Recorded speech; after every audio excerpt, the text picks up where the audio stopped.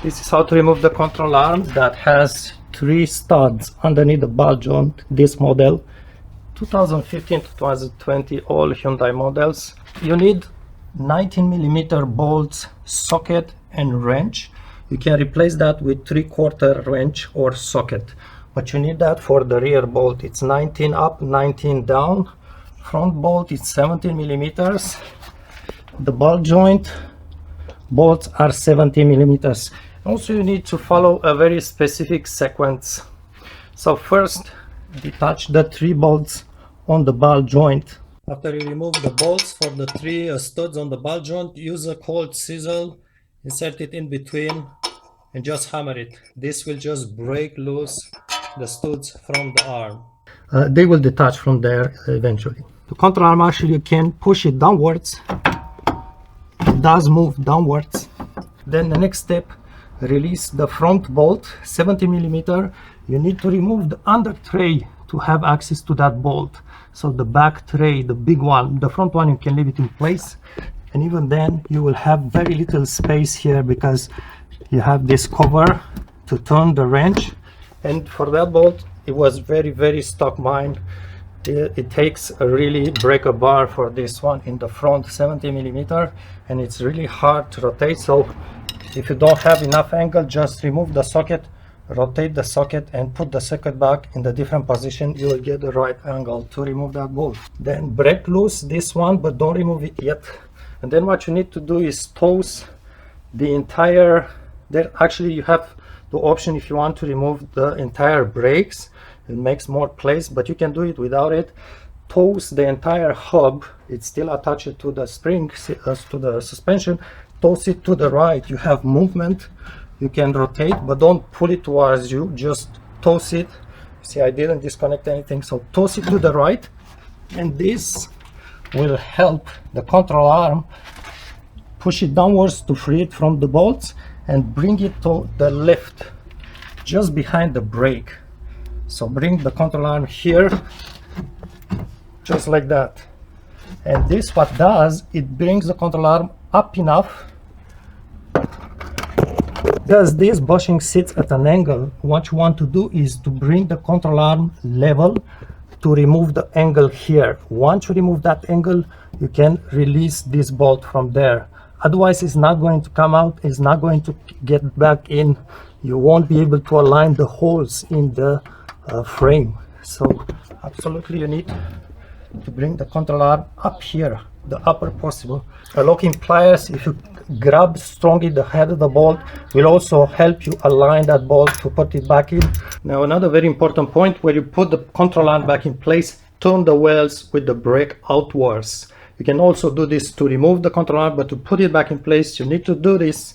And also, you are going to insert first the rear of the arm. But what's very important, do not try to align the holes. Put the bushing all the way into the corner like this, all the way towards the center of the car, and rotate. So tilt the control arm, put it here on the ground, rotate, and this is how you slide it in. Try to push it further more than the hole in the chassis, in the frame, and then you will be able to wiggle and to align and to insert the front bushing. And you see the control arm at the rear sits all the way inside there at an angle, but it's not yet aligned. To align the rear bushing with the frame, again you need to push the wheel backwards, bring the arm up here, and then it's going to align perfectly at the front and rear. Then insert the rear bolt, don't tighten yet. Insert the front bolt, don't tighten yet. Insert the 3 ball joints, bolts, don't tighten yet. When everything gets all back in place, then start tightening the rear one, the front one, and finally this one's for the ball joint. And good luck. That was on the left wheel. At the right wheel, you are going to turn the steering also to the left. So left wheel and right wheel have the steering all the way to the left. That's how we bring the control arm up here. It's going to be behind the wheel. So on the other side was behind the brakes. On the right side of the car, it's going to be to the rear of the wheel. So it's just kind of different geometry if you want, but that's how I bring it up here. Be very careful because the ball joint boot, the rubber boot, it's right in the way. With the control arm is really easy to cut into the boot. So you will need to replace the ball joint. So bring it up here and then remove the rear bolt. You get it aligned. Now to put it back in place, you also bring it up, insert the rear bolt, put the knot on it so it stays in place. But to insert the front bushing, I had to bring the arm underneath the ball joint. It's just a different geometry, and then only then this one was already inserted with arm up, but the front bushing only entered in its frame with the control arm underneath the ball joint. That's the only way I could just push it down and slide it in there, then just attach the ball joint. Again, you can damage the ball joint.